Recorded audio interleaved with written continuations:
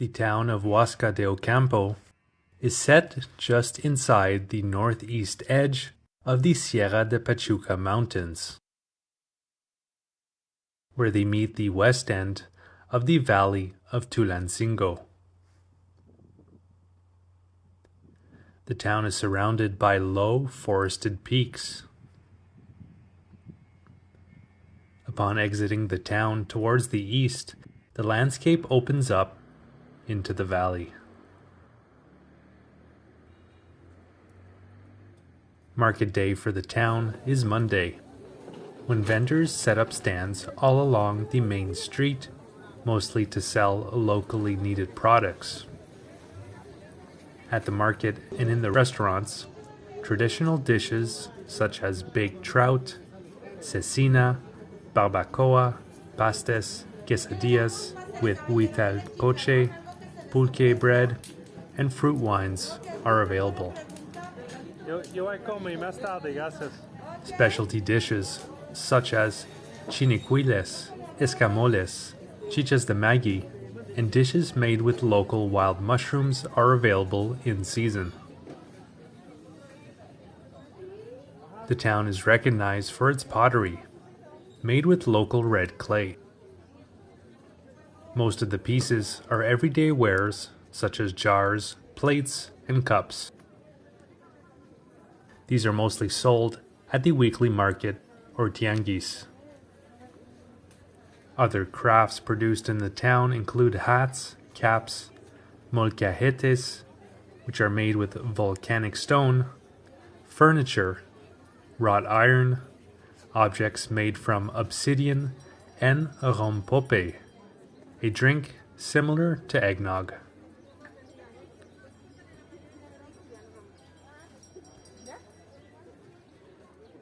The first records of the area extend only as far as the early colonial period. In the late 16th century, the area was acknowledged as an Indian republic, meaning that the natives had a certain amount of autonomy from the Spanish. By the 17th century, the encomienda was broken up, and the lands around the Indian Republic became haciendas.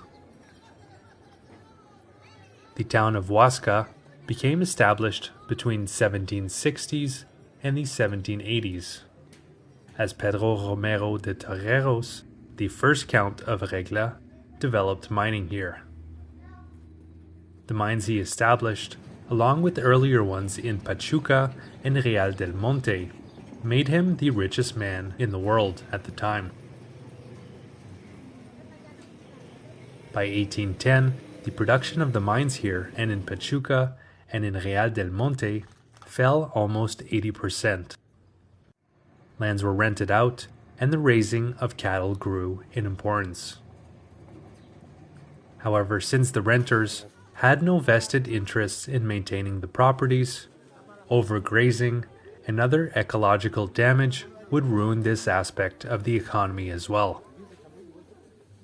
By the mid-19th century, many of the granaries and other buildings lay in ruins. This prompted mass migration out of the area. No major indigenous communities remain, with only 64 people speaking an indigenous language as of the 2005 census. In addition to agriculture, ecotourism has become a major aspect of the economy. Huasca de Ocampo was the first in the state of Hidalgo to become part of the federal Pueblo Magicos program, mostly because of the town's old buildings, which remain, and the pace of life, which hasn't changed very much since the first half of the 20th century.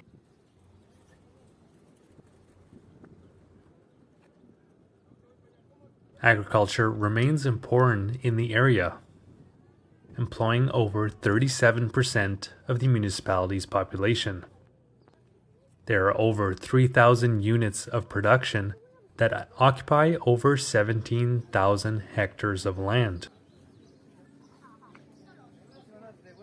Over 9,000 of this are dedicated to crops. with about 4,000 as pasture.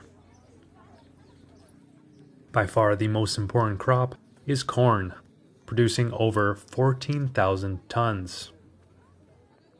Next in importance are animal feed, beans, wheat, and alfalfa. Fruit orchards can also be found.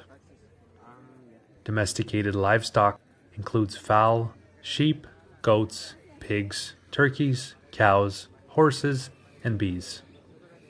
The most common are sheep, cows, and goats.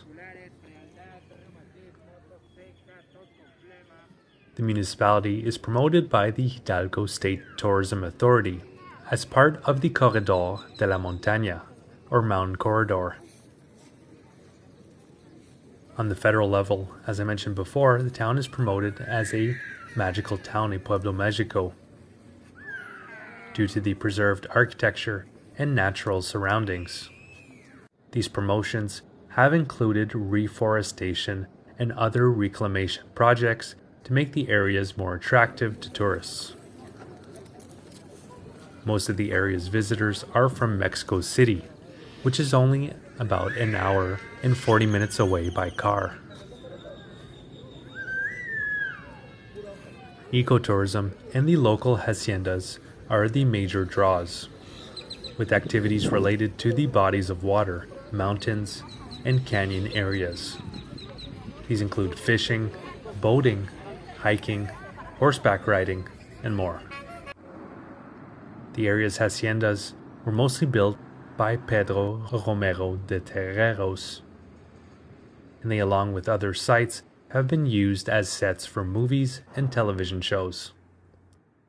These ex-haciendas are located in the neighboring community of San Miguel Regla, which will have its own full video coming out next on the channel. So I hope you enjoyed that video. I have many more videos of this part of Mexico in the playlist that is linked in the description below this video. You'll also find a link to another playlist of when I bicycled through Mexico. That was part of a larger trip, bicycling through Latin America. I've also bicycled through Eastern Africa and Central and Eastern Europe, and I have playlists for all those countries that I've bicycled through available on this very same YouTube channel, Hum of the Earth. And if you'd like to follow my continuing adventures through Mexico and beyond, you can do so by clicking on the red subscribe button and clicking on the bell to be notified when new videos come out. Alright, so I hope you guys enjoyed. Have a good one.